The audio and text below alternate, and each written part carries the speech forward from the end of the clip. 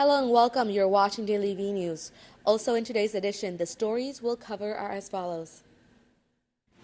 State President Trương Tấn Sang hosted a reception for dignitaries of Cao Đài sects. Vietnam targets 13% higher exports in 2012. Vietnam enjoyed a trade surplus in agricultural, forestry and seafood exports last year. Đà Lạt Flower Festival wrapped up with a wine gala night.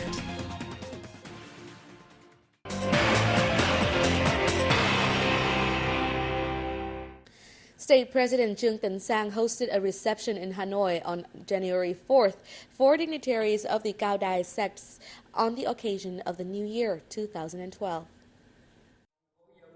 Cardinal Trần Đức Đăng and other dignitaries of Cao Đài sects thanked the party and state for creating favorable conditions for Cao Đài followers to practice their faith. They also briefed their host on the achievements of Cao Đàism in the recent years. In almost a century of establishment of development with a tradition of patriotism, many Cao Đài believers joined resistance wars against foreign invaders.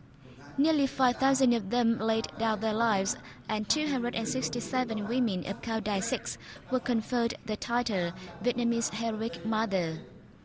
Cao Đài now has nearly 3 million followers, 15,000 dignitaries, and over 1,000 places of worship.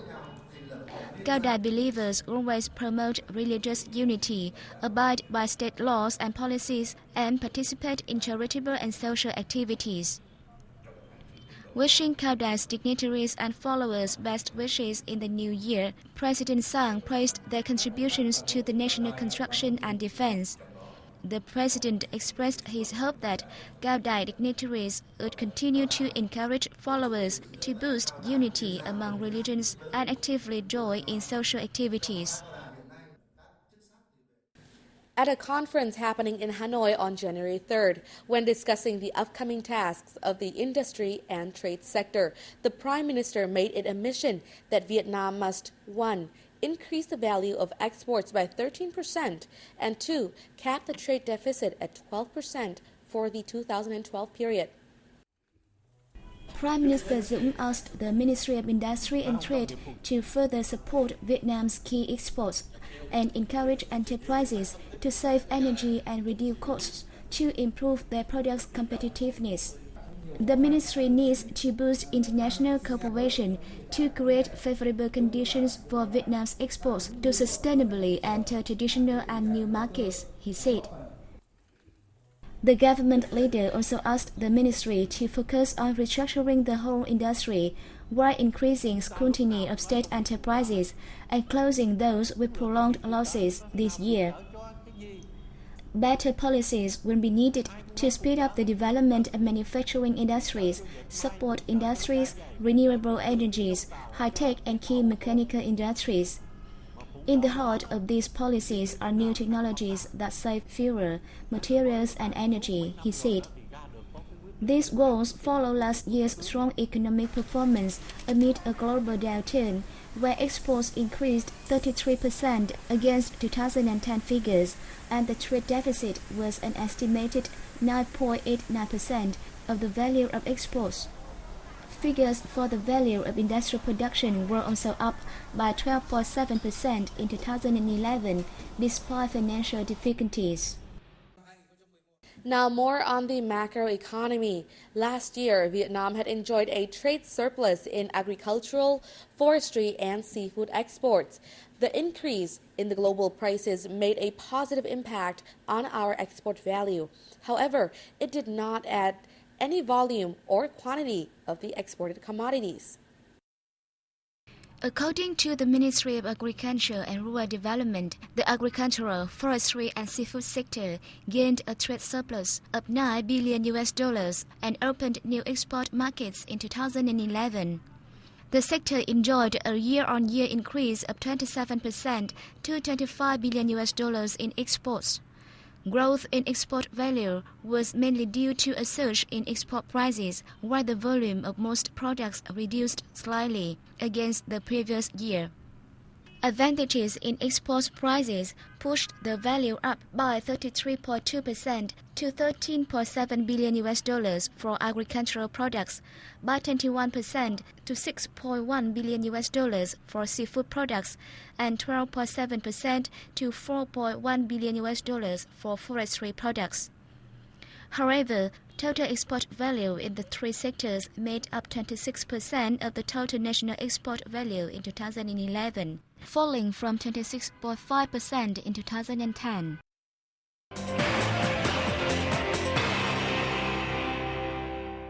The Vietnam Coffee and Cocoa Association has reported that the Coffee Export Insurance Fund will allocate half of its budget for replanting coffee trees in the crop of 2012 and 2013.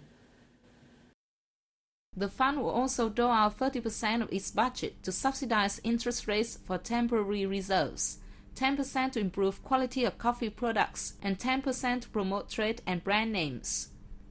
Vietnam earned a record high of $2.4 billion from coffee exports in 2011, 58% higher than the previous year. The sharp increase in export value was due to a surge in the average export price, rising from $1,368 per ton in 2010 to $2,134 per ton in 2011. The export volume of coffee in 2011 was 1.3 million tons, with key export markets for local coffee, including the US, Germany, and Belgium.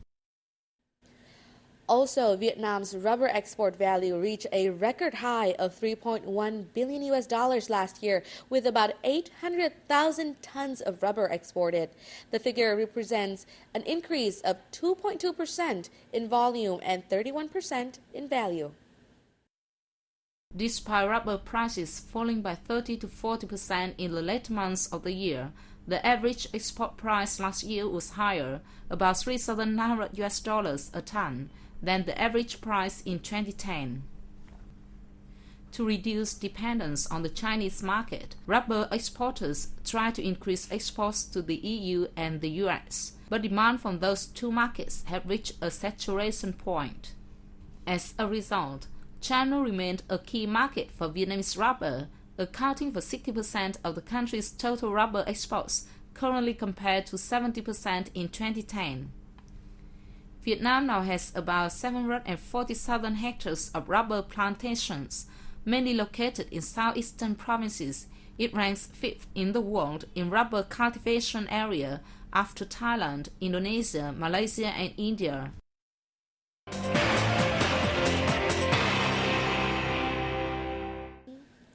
And up next, on January 3rd, the military forces of Central Quang Binh Province defused a bomb left from the Vietnam-U.S. war in Bảo Ninh Commune of Dong Hới City, weighing 360 kilograms. The bomb measures 1.15 meters in length and 0.41 meter in diameter. It contains 107 kilograms of explosive. The bomb was discovered 2 meters under the ground by construction workers while building a sluice along the north-south highway. It was then transported to and kept at a safe place. After 4 days of festivities, the 4th Đà Lạt Flower Festival wrapped up on the night of January 3rd with a wine gala night themed Đà Lạt Wine Taste of the Flower Festival. Lasting 3 hours in the misty city of Đà Lạt in Central Highlands, Lâm Đồng Province, the gala attracted the participation of thousands of visitors. 5 popular Vietnamese wine brand names, including Đà Lạt, Vĩnh Tiến, Lang Biang, Thăng Long, and Ninh Thuận, joined foreign brands at the event. The Đà Lạt Flower Festival 2012 took place from December the 31st to January the 3rd, luring 300,000 domestic and foreign visitors. During the festival, thousands of species of flowers from Đà Lạt and other localities nationwide, as well as other countries, were displayed at different locations in the city. Following the tragic story of the Vinaline's Queen cargo ship sinking, the sole survivor up until now, sailor Đậu Ngọc Hùng, had landed at the Nội Bài International Airport in Hanoi on the evening of January 4th. Hung's health was recovered and he was welcomed at the airport by his family members, friends and Vinalines shipping representatives. Hung, born in 1980 in central Nghệ province, is the only sailor found alive to date after Vinalines Queen sank on December 25, 2011. He was saved by British ship London Courage on December 30 while going adrift at sea. Hung arrived at Singaporean port of Marine South Pier earlier on January 4. Vinalines is working with foreign partners to search for 22 missing sailors on the missing vessel. Vinalines Queen cargo vessel sank en route to China from Indonesia, carrying more than 54,000 tons of nickel ore. And that's the last bit of news for you today. Tune back in tomorrow for more news.